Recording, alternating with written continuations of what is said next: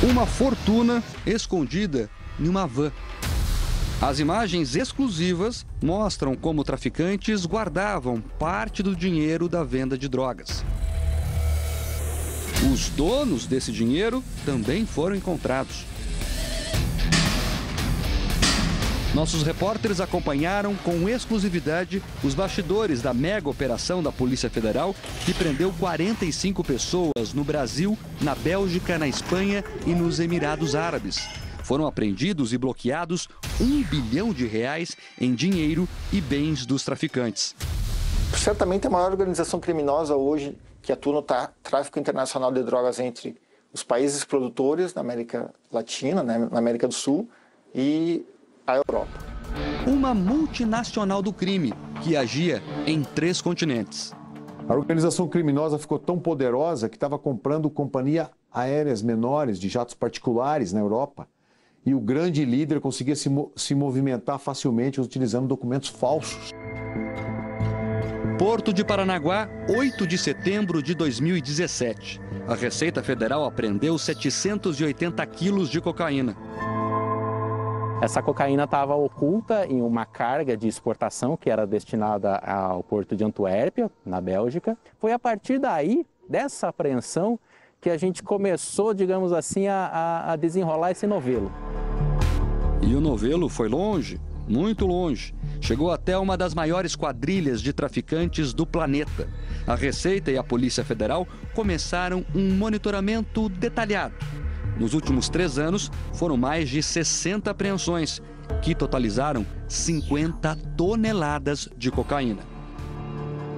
Dali, a gente conseguiu identificar inicialmente o grupo operacional que fez a introdução da droga no Porto de Paranaguá.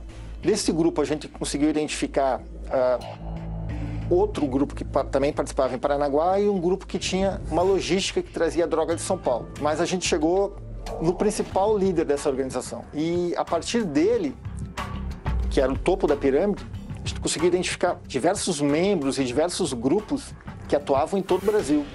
O chefe do grupo é um ex-major da Polícia Militar do Mato Grosso do Sul que virou bandido, Sérgio Roberto de Carvalho.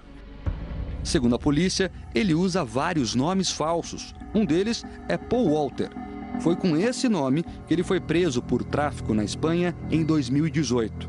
Por causa da idade, conseguiu prisão domiciliar e foi morar nessa mansão, avaliada em 13 milhões de reais, que fica em um dos pontos mais caros do litoral espanhol. Ele fugiu logo em seguida e tentou fingir a própria morte.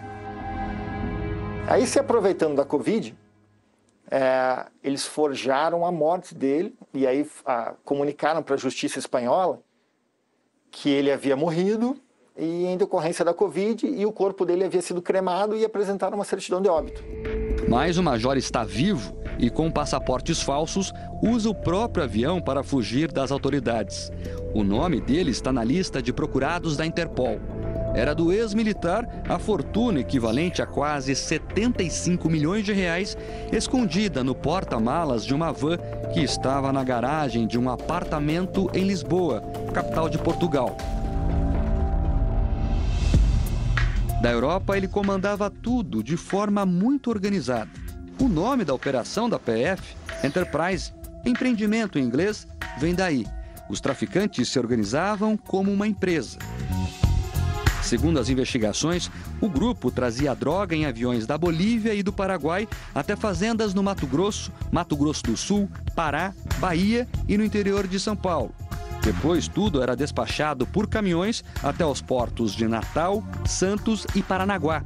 A cocaína, então, era embarcada para a Europa e para a África. Como eles tinham essa estrutura muito grande, desde os países produtores até o destino final, eles prestavam vários tipos de serviço.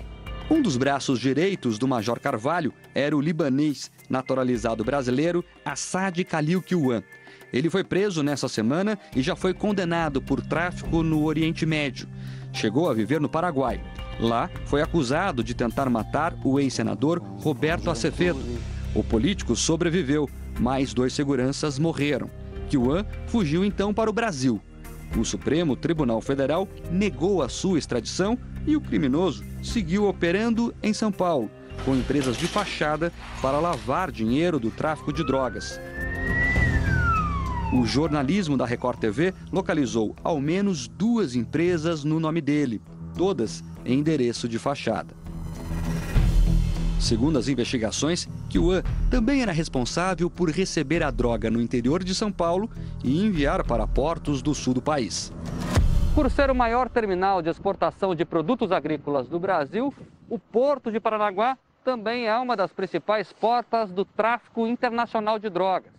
Só durante esta operação, a Polícia Federal apreendeu aqui dentro 10 toneladas de cocaína. E para burlar a fiscalização, os criminosos usam a criatividade. Usualmente, a droga era colocada em contêineres com a ajuda de funcionários do porto. Muitas vezes, os donos da carga nem sabiam de nada.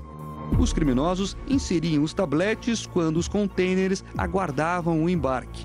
Já no destino final, os traficantes retiravam tudo antes que a mercadoria fosse entregue. Eles também disfarçavam a cocaína em cargas de frutas, madeira, tubos e pallets. Chegavam a colocar no interior de carros que eram exportados e até dentro de pás de retroescavadeiras.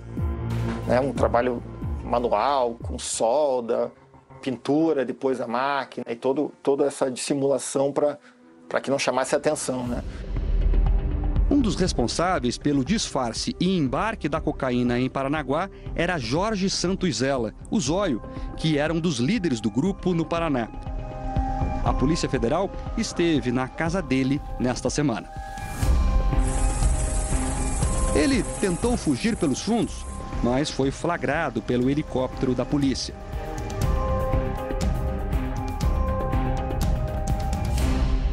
Segundo a polícia, este era o bunker do grupo criminoso. Boa parte da droga que deixava o Brasil pelo Porto de Paranaguá passava por aqui. Um verdadeiro centro logístico onde a cocaína era preparada para o embarque. O local é uma fortaleza com muros altos, cerca elétrica e câmeras de monitoramento de última geração. Chama atenção a localização, extremamente estratégica, a apenas 2 quadras do aeroporto da cidade e a 5 quilômetros do cais do Porto de Paranaguá. Zóio morava no bunker. A polícia encontrou no local 220 quilos de cocaína pronta para o embarque. A fortaleza dos traficantes foi monitorada durante vários meses, noite e dia, em um trabalho integrado da Polícia e Receita Federal. Este é o helicóptero que foi usado na operação dessa semana.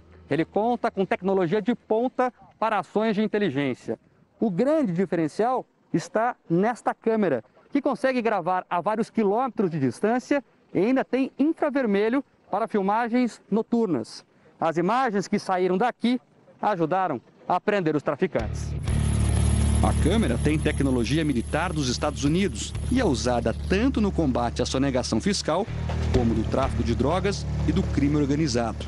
A Receita Federal sozinha, ela não consegue realizar a investigação que chega à prisão ou que chega à justiça. Além de Paranaguá, a quadrilha também contava com outros grupos dedicados a atuar nos portos de Santos e Natal. Para se comunicar, eles usavam programas sofisticados para criptografar as mensagens e conversas telefônicas. O custo é de $2.000 por ano para cada aparelho habilitado. A quadrilha era violenta e não tinha receio em executar os próprios integrantes que não obedecessem às ordens dos chefes. Em maio de 2018, os irmãos Emerson e Anderson Pereira, responsáveis pelo transporte de drogas de São Paulo para o Paraná, foram brutalmente assassinados em Piraquara, região metropolitana de Curitiba. Já em março de 2019, outro integrante da quadrilha, Reginaldo Bergamaschi, também foi morto em Curitiba pelo ex-sargento da PM do Paraná, Flávio Rodrigues da Silva. O militar chegou a ser preso e foi encontrado sem vida dentro da própria cela no início deste ano. Eles atuam na base da intimidação. Se dá alguma coisa errada dentro da organização, eles não podem procurar a polícia, não podem procurar a justiça para pedir os direitos. Então eles resolvem. Para lavar o dinheiro que ganhavam com o tráfico, os criminosos compravam imóveis e artigos de luxo.